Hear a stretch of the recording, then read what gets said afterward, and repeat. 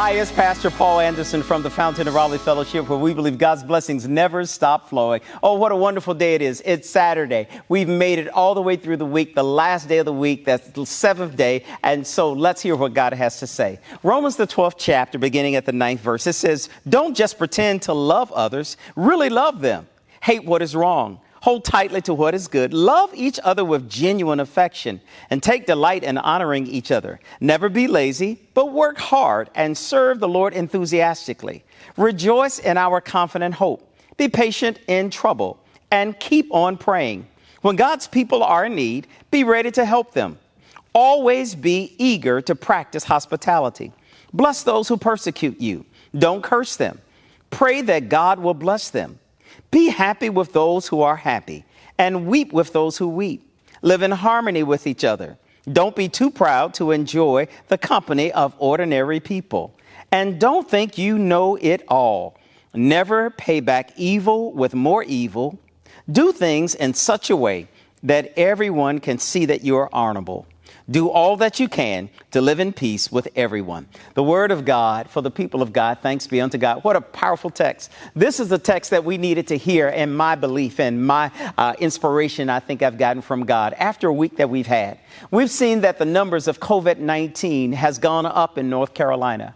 We see that the awareness of racism and hatred has gone up. Many of us understand, and we know that from the course of time to where we are today, things have changed, but they haven't changed that much. The only thing that we can see is that you and I must learn how to do what the text says. The first thing it says, really love people, don't pretend. We must really love people. You know, now all of us have a chance, have an opportunity that we can rewrite our past by writing our future and our present. You know, the way we can rewrite our past is let everyone see things may have happened that way, but there's been a clear defining moment and we're going forward. I think in many of our cities, many of our states, this past week, after seeing the brutal murder of George Floyd, it has allowed us to have a defining moment after seeing the celebrations of his life that took place in 3 cities. It is amazing that we begin to see that there's a new conscious awareness of how we need to bring about transformation and reformation of many of the ways in which we do the criminal justice system. But there has to be a transformation in our hearts and in our minds of what we think of others. Notice what it says. It says, don't pretend to love people, but really love them. We can really love people by changing some legislation to make sure that there are certain privileges that people have who wear uniforms have been deprived of, to make sure that the privileges that others have in our judicial system has now been eradicated, that justice really sees that it's blind, that everybody is treated with justice and equality, and that no one is shown partiality. The text begins to help us. Secondly, it says that we don't just pretend to love others, but we really love others and we hate what is wrong. Notice it says we have to hate bad behavior, wrong behavior. It doesn't matter who it is. Doesn't matter if it's me. Doesn't matter if it's someone in a uniform. When bad behavior and when bad things happen, we need to call it what it is. No, it's not just one individual, but it is a system. Some things are so systematic, and we see how racism has been built over the years, and we must dismantle it by using all the power that we have. Notice it says we must hold tightly to what is good. We have to hold on to the good that we can find in the midst of everything.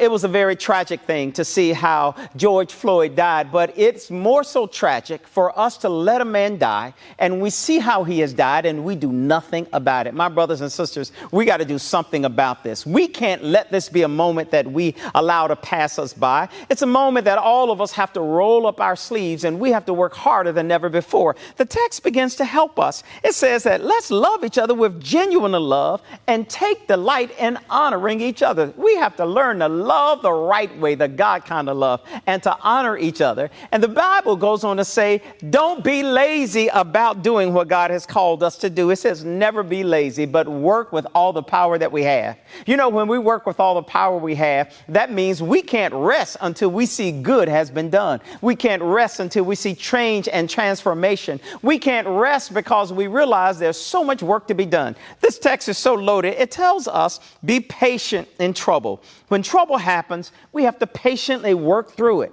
This text is the text that helps us as you and I look towards steps ahead. If we look at these verses, this will clearly define how our country, how our state, how our county, how our city, how our neighborhoods, how our communities, how our houses can move forward, how our places of worship can move forward by taking these defining steps that are written in the text. Many people are going to try to figure out how do we create our new strategic plan for doing what needs to be done. All you have to do is read it. It's in the Word. So today, I want to remind you on this Saturday, let's do the right thing. Let's be real. Let's be honest. Let's read the text and not only read it, but let's apply it to our lives and let's infuse it in our actions as we go ahead.